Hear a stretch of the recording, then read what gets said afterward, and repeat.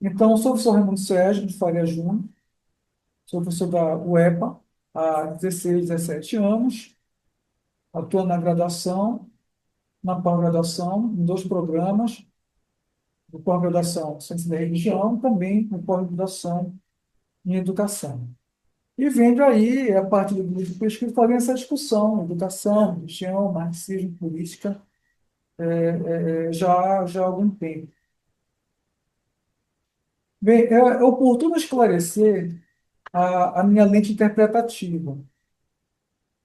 Com toda a humildade que eu procuro ter, eu digo que é o recorte como eu faço para lançar um olhar epistemológico sobre a realidade. Não é um olhar, não é o melhor olhar, mas é um olhar, tá bom? É uma forma como eu escolho para interpretar, um dado fenômeno, um dado objeto, a partir de um ponto do qual eu me situo histórica politicamente, tá bom? Então, a forma de interpretar esse fenômeno é a partir, portanto, dessa epistemologia, dessa ontologia, materialismo histórico e dialético, olhando sempre para o movimento desse objeto, tentando encontrar suas contradições, tá bom? Seria dentro de uma totalidade e, na medida do possível, pensar, portanto, uma prática política nessa conjuntura. Muito difícil, né, considerando a realidade brasileira. Primeiramente, mas sem entender isso como um dogma, eu situo, portanto, a religião no campo da superestrutura, não de uma maneira mecânica. É isso. Mas como eu tenho que me reportar sempre à leitura da economia política, a partir de Marx, né, e Marx, em um documento, faz essa divisão, estrutura, superestrutura, eu entendo, né, essa relação de modo dialético, de modo tenso. Então, por essa razão também, que eu me aproximei de alguns teóricos, com os quais já teoria do diálogo, da escola de Frankfurt, também lanço lá olhar sobre a superestrutura. E a religião está lá, a superestrutura, ela não faz parte da base econômica, mas mantém quando uma relação dialética e tensa e contraditória.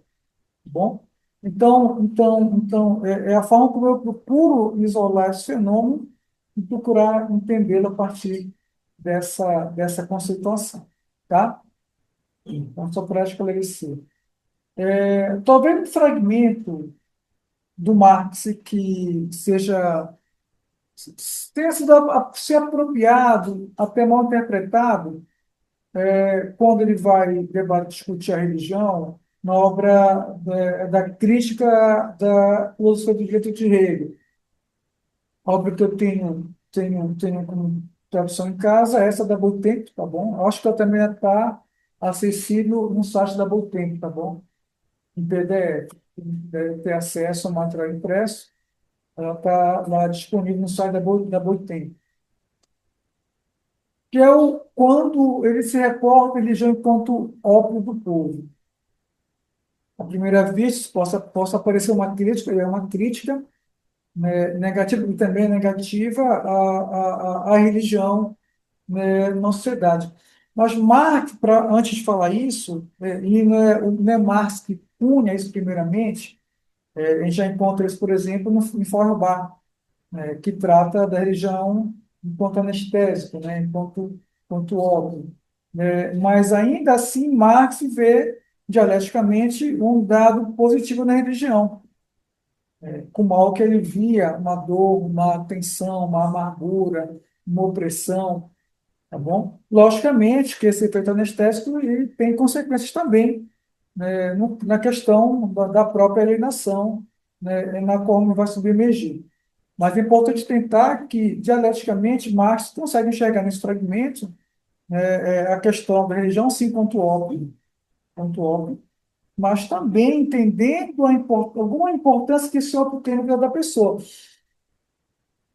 Hoje, né, a gente tem um dado recente que, por exemplo, professores era uma das categorias que mais adoeciam mentalmente. A primeira era os enfermeiros, atendentes de telemarketing. Hoje, professores né, estão quase que no topo, né, dentre as profissões que mais adoecem mentalmente. Ora, é perfeitamente compreensível, nessas condições, alguém buscar algo que faça escapar dessa dura realidade. Alguns procuram a bebida, outros procuram um tipo de drogas, enfim, outros procuram sair, escapar disso na religião. Até então, eu vejo isso como mais uma possibilidade de fuga do que outra coisa. Então, também a religião é uma forma de fugir, de escapar disso, da amargura da vida, do salário aviltado, de alguma opressão, de alguma violência física, moral, sexual. Então, lamentavelmente, a forma como isso é apropriado por determinadas instituições religiosas, que é aí que reside o perigo. Bem? Então, é importante recuperar que, ao entender a religião enquanto ópio, né, ela não é só enxergar o lado negativo como o qual aponta Marx, mas também, de algum modo, isso muito mediado, né, o lado também positivo, que, de algum modo, é uma forma de aliviar a tensão, a opressão, enfim, na qual está submergida a condição humana numa sociedade capitalista. Bem, quando também, a partir de uma leitura dialética materialista, eu enxergo também a religião como instrumento de hegemonia, sobretudo olhando para a América Latina, sobretudo considerando o peso que tem sido cada vez maior da teologia da prosperidade, da teologia hoje do domínio, que no campo político se coloca também como condição de disputa hegemônica. Ao longo dos últimos 4 anos, quando o governo Lula vence a disputa eleitoral contra o Bolsonaro, ele tentou, a todo modo, de diversas estratégias, tentar uma aproximação com esse campo social. Fez diversas concessões. Tentou, inclusive, agora emplacar um ministro, né, e também, ainda assim, há um núcleo duro nesse campo social que não recuou, né, embora inúmeras concessões foram feitas ao longo dos últimos 4 anos, tentativas de não, de aproximação com esse segmento aí, e não funcionou. Não funcionou porque se situa esse segmento politicamente associado nem à direita, mas Então, você que falou. à extrema-direita. Não, dá para ouvir aqui que o professor não está ouvindo. Diferentemente do que acontece na Europa, particularmente. Na Europa, lá tem Eu sou aquelas de dinastia cima. Como é que eu faço para colocar meu nome aqui? avançou um pouco mais para a questão secular, Eu não você pode não tem deixar em tanta dinheiro. presença lá na extrema-direita, né, da questão religiosa. Ao contrário, por exemplo, América Latina, em modo geral, e em particular, os Estados Unidos da América. Então, hoje, olhar para a América Latina, Olha, ele arrebentou a grade ali. Quase que eu caio. O microfone ligado aí, pessoal. Só vi com o microfone ligado condições aí. econômicas socialmente, passa também hoje, né, estrategicamente também, por dominar o campo religioso, certo? Então, a religião aqui, ela se apresenta como instrumento usado para disputas hegemônicas.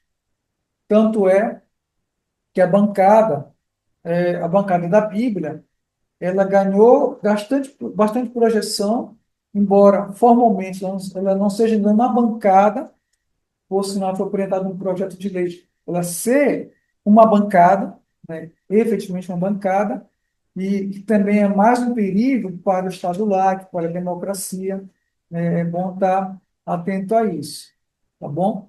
E lembrando também, né, da questão política ideológica, é, que remete a essa disputa econômica, essa disputa social, essa disputa política, algumas questões religiosas. E é preocupante, né? Se a gente for olhar a literatura que versa sobre conjunturas distópicas, não só o livro de George Orwell, né, 1984, né, como nem também o Admirável Mundo Novo, que se retrata, portanto, realidades, embora distintas, mas mundos distópicos. E parece que cada vez mais o Brasil se aproxima de uma distopia. Houve uma tentativa recente, em 2022, 2023. Felizmente, ela fracassou, mas ainda assim permaneceu forte ao longo desses 4 anos. E com a vitória de Trump nos Estados Unidos, ganhou um gás a mais para se apresentar hoje como alternativa de disputa hegemônica de controle estatal na América Latina todinha, que é perigoso.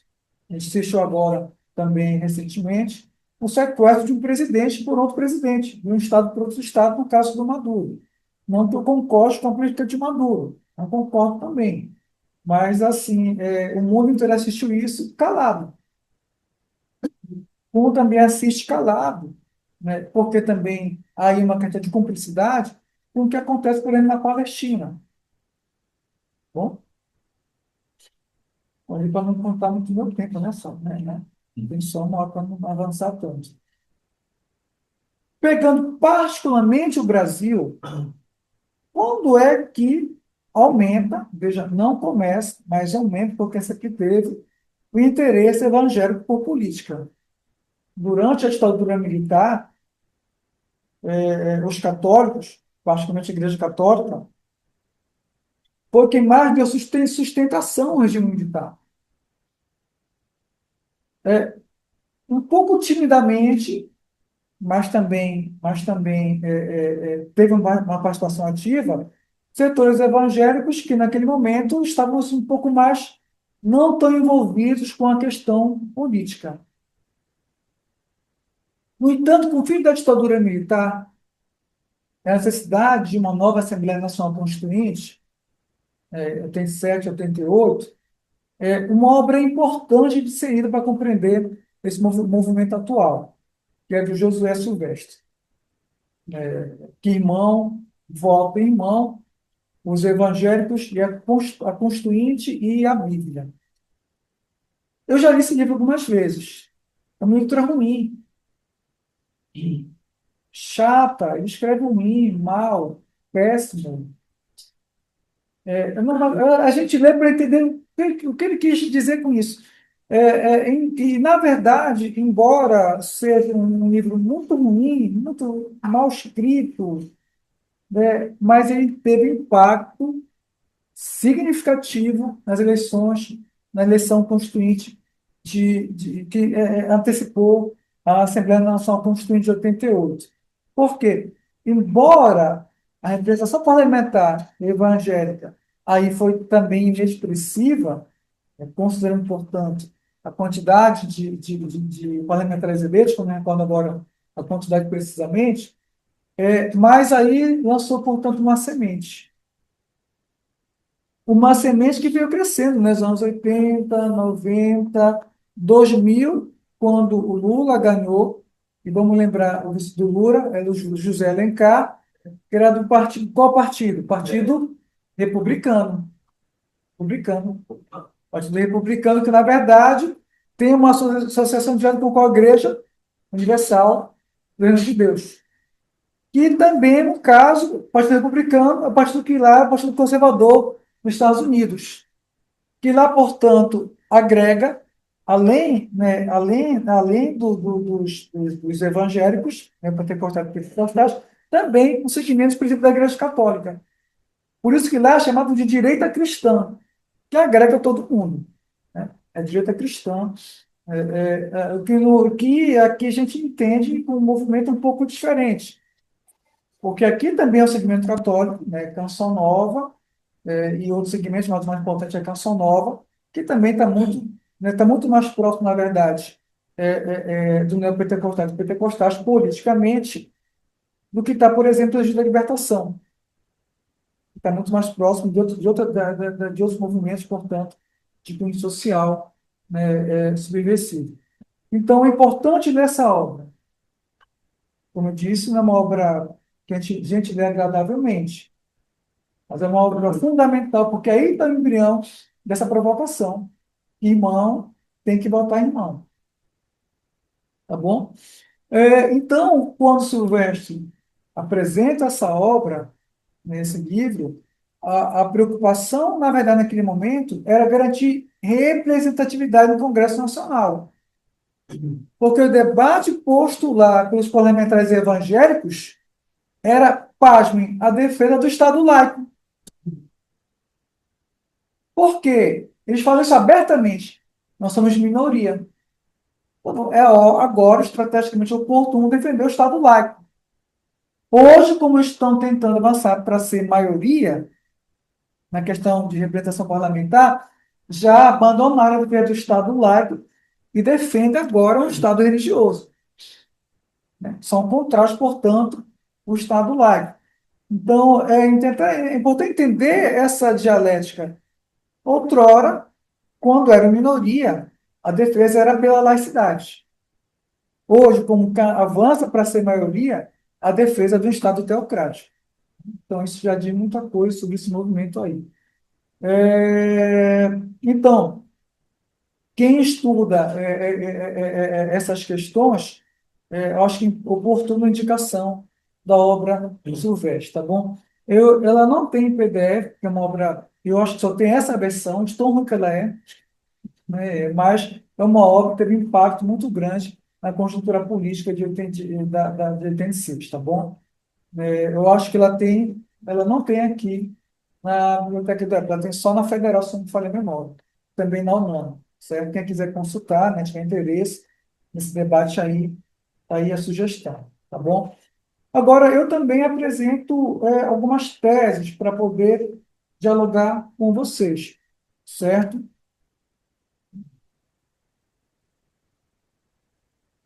Algumas teses a partir, no caso, da leitura que eu faço desse fenômeno. Primeira tese, atores religiosos como atores políticos, certo? Então, líderes religiosos, especialmente pentecostais e neopentecostais, quando usam o termo, usam com o seguinte cuidado. Não são todos, gente. É uma análise incorreta dizer que todo pentecostal e neopentecostal está ligado à extrema-direita. Isso é uma análise muito errada. Mas há um campo, né, assim, né, expressivo desses segmentos que está associado, sim, a concepções ligadas à extrema-direita. E a atuação política dessas pessoas, a gente pode, por exemplo, entender agora que recentemente o Malafaia, né, fez um evento lá religioso, né, apresentando para o campo evangélico, certo? E nunca, o Saulo sabe isso melhor do que eu, nunca, desculpa a expressão, na história desse país, né, a atuação dessas lideranças sobre os seus rebanhos. Uma campanha violenta, realmente, de pactuação para que seja eleita uma expressiva bancada religiosa para fortalecer, portanto, a bancada da Bíblia lá no Senado, né, como deputados federais, enfim. É uma campanha assim que a gente tem um estudo feito nas dissertações da Liene Moraes e também da Lana Brás, que defenderam esse ano já, né, as suas dissertações, que vem atestando que quanto mais se aproxima o período eleitoral, também se intensifica a campanha perante os fiéis dessas igrejas.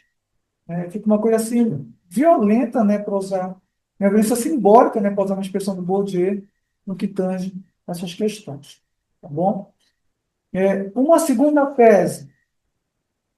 Gente, é só acompanhar a evolução demográfica do IBGE, dos evangélicos, por exemplo, para me sustentar a minha tese. A participação evangélica na política partidária e parlamentar cresceu acompanhando o crescimento demográfico desse segmento. Então, você pegar, né, os anos 80, 90 e 2000 e a década passada, você vê que é proporcional à representação parlamentar, à medida também que cresce, na verdade, né, o crescimento demográfico dessas pessoas, tá bom? Então, é uma segunda tese. E a partir dessa tese, eu vou dialogar alguns pontos com vocês, né? E eu recomendaria aqui o livro da Marina Basso Lacerda, O Novo Conservadorismo Brasileiro, de Reagan a Bolsonaro. Ora, Reagan foi o primeiro presidente norte-americano, depois, depois o Partido Republicano pegou uma surra nos anos 60. Essa derrota humilhante do Partido Republicano nos Estados Unidos fez com que a base do Partido Republicano fosse construir uma nova base eleitoral. É nesse exato momento que é uma aproximação estratégica com os reconstrucionistas norte-americanos. O reconstrucionismo queria reconstruir, portanto, a sociedade americana porque ela estava sendo corrompida. Isso nos anos 60 e 70, quando o racismo nos Estados Unidos era muito forte.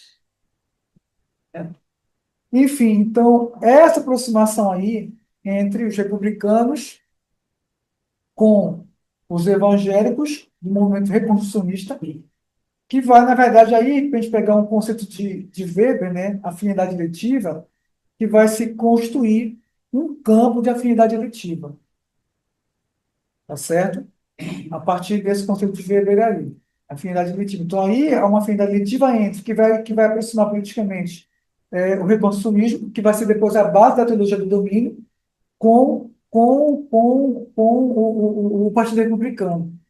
E aí também que se forma a direita cristã, que Hegel, outrora, estava vinculado ao Partido Democrata. Não tão próximo, né? Enfim, mas para ter o apoio desse segmento, acaba, na verdade, ali, vindo com uma candidatura que vai derrotar lá o candidato do Partido Democrata. E sabemos que, desde os anos 70, tanto Reagan quanto Margaret Thatcher forjam no embrião das políticas neoliberais.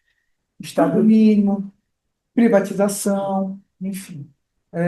Aí é o embrião, embora, né, em 71, com o assassinato do Salvador Allende, 11 de setembro de, 2000 de 71, né, com o assassinato, com o golpe militar dos Estados Unidos também com o Salvador Allende, exatamente no dia 11 de setembro, quando também ocorreu o atentado contra as Torres Gêmeas, que você tem lá com o Pinochet, né? Essa experiência neoliberal, mas que ela começa a se consolidar efetivamente com Reagan com Reagan e Margaret Thatcher. Bom, é o que vai abordar aqui a Lacerda, né, no livro Novo Conservadorismo, de Ronald Reagan a Bolsonaro. Tá? Enfim. Um conceito de Weber, né, que eu gosto bastante, e o Saulo certamente trabalha muito isso, né, são de afinidades eletivas, que é um conceito que o Weber traz lá, ele não traz só lá, mas também lá na Ética Protestante, Espírito do Capitalismo, tá bom? Então fica aqui a dica para trabalhar esse conceito. Eu estou terminando agora um artigo que trata das afinidades eletivas entre a bancada da Bíblia e a extrema-direita. Qual é o recorte que eu estou usando? Peguei os últimos presidentes desse movimento, tá bom, da bancada da Bíblia, consultei suas redes sociais e peguei também os quatro mais importantes, né, organicamente, deputados da extrema-direita vinculados ao PL. O que é que eu fiz lá? Peguei redes sociais peguei as pautas morais, as pautas econômicas, e comparei com as pautas morais e econômicas também que defendem a extrema-direita, esses deputados. Um deles, portanto, é o Nicolas, né? O que a gente percebe, portanto? Que nas pautas morais, a afinidade é 100%. Moralmente, a afinidade objetiva entre a bancada da Bíblia, desse segmento que eu estudei, com os parlamentares, né, da extrema-direita, então, né, no que tange as pautas morais, eles se complementam. Não há nenhuma discordância. Há uma pequena discordância nas pautas econômicas. Eles concordam 80, 90%. Há uma pequena discordância no que tange a reforma administrativa, por sinal, porque alguns deputados do PL são também servidores públicos, delegados. E, logicamente, apoiar a reforma administrativa, né, irá certamente impactar na sua base eleitoral, que também é formada por servidor público. Então, é a questão que eu cheguei a analisar. Mas, assim, é muito próximo, realmente, né, na questão moral, que defende esses dois segmentos, né, com pequena diferença no que tange às pautas econômicas. Tá bom? Então, há uma afinidade eletiva que é quase consensual no que tange às pautas dos costumes e valores familiares. Então, a união é forjada na defesa de uma agenda moral cristã que se opõe fortemente à igualdade de gênero, ao aborto, aos direitos LGBTQIA+, às pautas feministas e à descriminalização de comportamentos considerados desviantes, tipo assim, o uso da maconha. Então, no que tange essas pautas morais, a defesa ela é, na verdade, total, né, desses dois segmentos. E por conta também de uma questão, né, de cunho econômico-ideológico vinculado ao neoliberalismo, a gente pode associar aí, no caso, a questão da influência da teologia da prosperidade, cujo foco é na ascensão social individual e não coletiva. Então, não se luta por direitos coletivos, por mais empregos, por melhores empregos, por mais políticas sociais, por um Estado mais forte, por mais verba para a educação, para a saúde. A prosperidade aí, ela não é coletiva, ela é individual, certo? E sabemos que, na verdade, a partir dessa compreensão do neoliberalismo, né, nós temos, assim, portanto, avançando cada vez mais, por exemplo, a competição, o individualismo, a ausência de solidariedade, inclusive de classe, tá certo? E espaço a defender esta agenda neoliberal. É só a gente olhar, por exemplo, quem votou a favor da reforma trabalhista? Quem votou a favor da reforma da Previdência? Quem é contra hoje a redução da jornada de trabalho de 6 por 1? Quem foi contra a taxação das grandes fortunas na reforma tributária? Assim, às vezes a gente precisa desenhar para as pessoas perceberem que essas bancadas não defendem o interesse da sua classe. Mulheres, homens, negros e negras, tá bom? População LGBTQIA+, não defendem reforma agrária, defendem, portanto, concentração de renda, de terra. Então, as pautas sociais não são importantes para essas bancadas. As pautas morais, sim. As pautas econômicas ganham relevância só quando é para retirar direitos dos trabalhadores desse país. A ganhar relevância. Para massacrar mais o pobre, para massacrar mais a mulher, bom, para defender genocídio negro na periferia, porque todo ano, quase anunciando, não tem concurso para a polícia. É o estado punitivo. Aí você, na verdade, vê a cada ano redução de direitos sociais, redução de gastos sociais nas áreas sociais, por exemplo, tá bom? Então você vê, portanto, enfraquecimento do Estado comprometido com direitos sociais, né, ver um Estado cada vez mais, né, concebido a partir de um Estado punitivo. Para isso você tem que ter uma polícia forte. Então tem que ter concurso quase todo ano para a polícia, civil, militar, né? Mas você quase não vê concurso, por exemplo, para professor.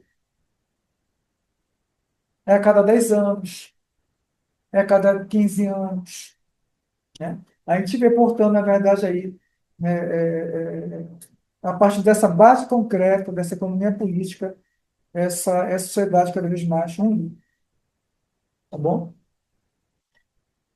O que a gente assiste hoje, na verdade, é uma aproximação do Estado laico para um Estado teocrático.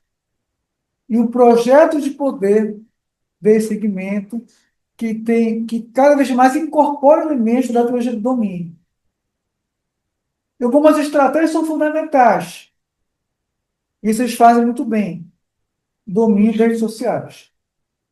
Se critica muito que a direita, que a esquerda não consegue se apropriar das redes sociais com a mesma eficiência que a extrema-direita. E virou um campo de batalha selvagem, proliferar ódio, com a defesa fajuta de que isso significa liberdade de expressão. Então, na verdade, é o discurso de ódio contra minorias, contra segmentos sociais que vão cada vez mais tendo uma condição de vulnerabilidade social nunca vista antes nesse país.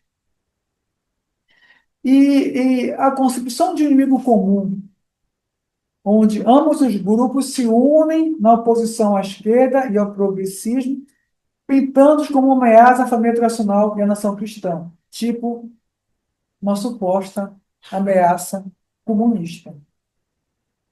A gente costuma brincar que o mais próximo que a gente teve uma ameaça comunista foi em 82, quando o Brasil ganhou da extinta União Soviética, com um gol do Sócrates, paraense, e um gol do Hebe Aleixo, por sinal de virar.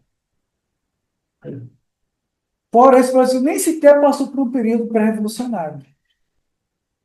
Talvez um período em que os setores progressistas mais se organizaram para avançar algumas conquistas foi na reforma de base do Jânio.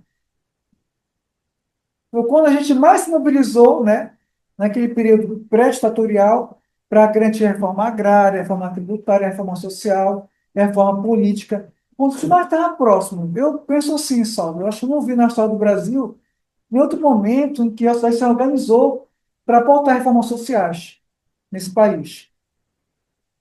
Desde então, a gente não vi de forma organizada, né, com o apoio da base, realmente, movimentos sociais, para mudar a nossa sociedade. Então, tem um livro que eu recomendo, né, ele só tem ainda impresso, né, eu comprei recentemente, que é um estudioso que vem se dedicando a estudar a teologia do domínio, que é o José Pereira, tá bom? Então, tem esse livro dele aqui, que é Caminhos para Compreender a Teologia do Domínio, onde ele faz um estudo bem aprofundado, bem detalhado, né, sobre essa teologia aí, para a gente poder entender melhor essa conjuntura. É um livro recente, do ano passado, tá bom?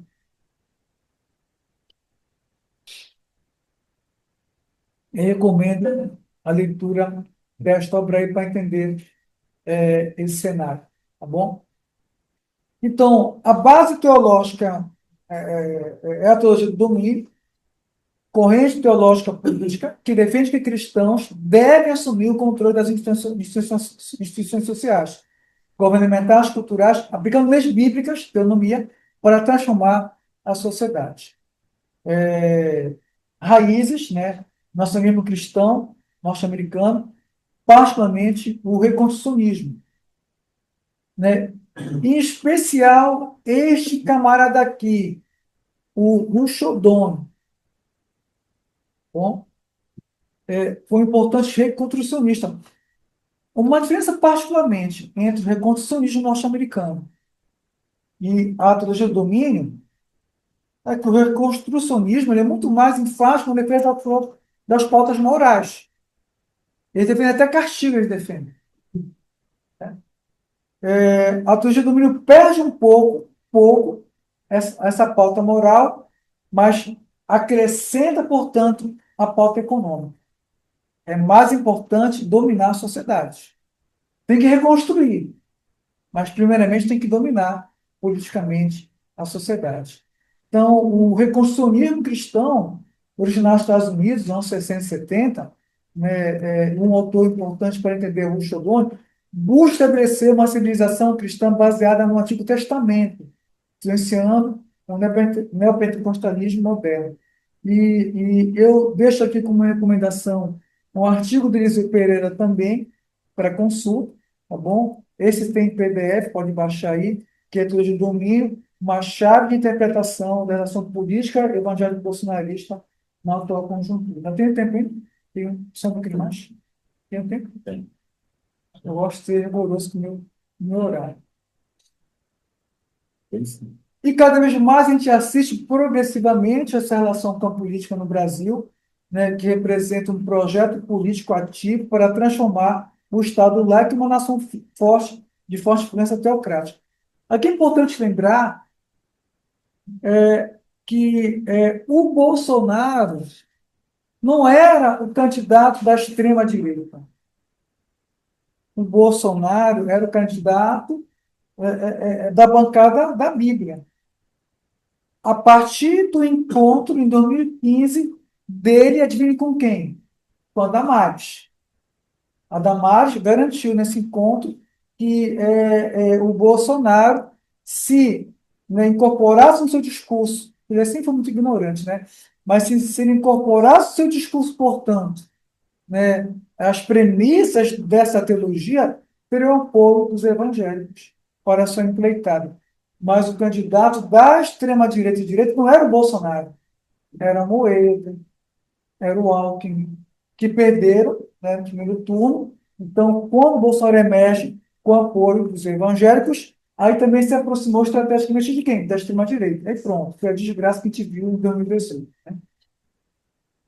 E a diferença da teologia da prosperidade é que, enquanto a da prosperidade foca na abundância material individual, a do domínio foca na tomada do poder institucional. Mas também aí é uma outra diferença. Se outrora a teologia da prosperidade focava na contribuição dizimal, que enriqueceu muito alguns segmentos religiosos, algumas lideranças religiosas, perceberam o seguinte: dá para ganhar mais dinheiro controlando o Estado. Não que se abdicou da teologia da prosperidade, não se abdicou, vai continuar forte. Mas agora, a rentabilidade maior desses segmentos é através da teologia do domínio. Pensou em dominar o ministério? Controlar o orçamento secreto? É bilhões, gente. É um orçamento bilionário. É muita grana. E dizem não daria isso. Como explicar, portanto, pastores serem bilionários? O mais pobre, entre elas, é Malafaia. Por isso que ele grita tanto. O mais poderoso é de Macedo, por exemplo, porque é bilionário. Com, só com dízimo ter acumulado bilhões. Detalhe, se tornaram bilionários de 2000 para cá. Exatamente quando estava no governo Lula, ainda estava no primeiro mandato do governo da Dilma, se afastaram por causa do kit gay, voltaram com força no governo Bolsonaro, mais força ainda, né? E ainda tem indicações, porque estava no Centrão, o governo Lula também. Então foram mais de 20 anos mamando na teta do Estado. E muito, mamando muito. E esse enriquecimento aumentou, como também houve o orçamento secreto. Né? Enfim, né, fora, né, os agrados que todos os governos fizeram para essa bancada. Tipo assim, na questão fiscal, na questão tributária, isenção de impostos. Todo mundo paga imposto, até quando compra uma jujuba. Eles não. Não prestam conta disso aí. Tá certo? Mas a gente tem que lembrar o Trump, gente.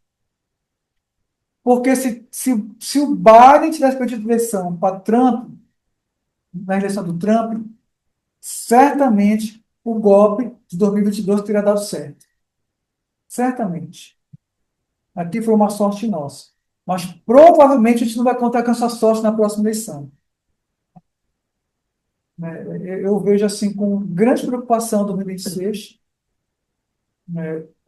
Sobretudo, né, com o cenário político e a forma como o Trump tem conduzido, portanto, a relação à geopolítica comum. Então, na verdade, Trump é o messias deles. Você pegar jornais norte-americanos dos últimos 8 anos, vários jornais, inclusive os jornais que são financiados pela ANAR, que é a maior associação comercial norte-americana, certo? Eles, na verdade, eles pagam manchetes para enaltecer o Trump como o Messias. Impressionante como as pessoas aceitaram isso. Gente, ele está nos campos de Epstein. Pedofilia direto. Mas os cristãos da extrema-direita enxergam ele como Messias ainda assim. Né? Então, Trump recebeu um grande apoio da direita cristã evangélica dos Estados Unidos, e que é mais ensegueirada que a brasileira, por sinal. É mais ensegueirada que a brasileira. Então, para os domínios de Trump, é considerado um enviado de Deus, um rei Davi, um pregador ungido, mas necessário para a batalha espiritual. O que é mais impressionante que a reprodução, essa cópia mal feita aqui, é o Bolsonaro e toda a sua família. Vocês já assistiram o discurso do Renan Bolsonaro? Ele falando? Ele não fala coisa com força, gente. Já ouviram o Eduardo Bolsonaro falando? O que menos fala, fala porque ele tem vergonha de falar. Já pegaram um texto escrito pelo Carlos Bolsonaro, outro filho? Mas acho que o que mais supera aí na ignorância, aí, na burrice, é o Renan. O Renan, para mim, é insuperável. Entendeu? Então, então né, Trump não é tão ignorante quanto o Bolsonaro. Não é. Não é. Ele é, mas não tanto quanto o Bolsonaro. O que é mais impressionante é que lá o segramento é maior do que, página do que os brasileiros, no que tange esse segramento social que a gente está aqui com o Bolsonaro. Bom, então, o Bolsonaro, extrema-direita no Brasil e o seu domínio, né? Traça uma aliança estratégica onde líderes políticos, setores pentecostais, setores, né, digo sempre, não são todos, buscam implementar um projeto de poder teocrático focando na ocupação de espaços públicos e na imposição de normas bíblicas. Aí surgem as pautas morais. Ora, um dos inimigos principais da extrema-direita e também da bancada bíblia é o feminismo. Quando surge o reconstrucionismo dos anos 60 nos Estados Unidos, também escolheram como alvo de oposição as feministas norte-americanas. Certo? Porque elas estão ali, na visão deles, né, deturpando os valores morais da sociedade norte-americana. Bobagem, né? Então, a gente assiste hoje com muita preocupação, né, essa disputa de narrativa centrada em discurso de ódio, né, contra segmentos que eles escolheram como inimigos, né, primordiais. Então, evangélicos, extrema-direita no Brasil, onde líderes evangélicos no Brasil, né, também nos Estados Unidos, se alinharam à extrema-direita, apoiando figuras como Donald Trump e Jair Bolsonaro. Então, o bolsonarismo encontrou no evangelicalismo uma base social de massa, com líderes religiosos articulando pautas morais e neoliberais. Então, aí a associação, a gente pode pegar, na verdade, a partir do conceito de Weber, né? A todo momento, há uma afinidade eleitiva que sempre aproxima esses dois segmentos aí, no que tange as pautas morais, também as pautas econômicas. E eu recomendo um artigo do Gracino Júnior, que é muito legal de ler, onde fala: os humilhados serão exaltados. Ressentimento e adesão evangélica ao bolsonarismo, onde ele vai explicar o ressentimento, né, a parte da filosofia, da psicanálise, e como, na verdade, esse ressentimento foi fundamental, aqui eu vou complementar, para forjar uma afinidade eletiva entre esses dois segmentos aí. Recomendo bastante a leitura deste texto aí, tá bom?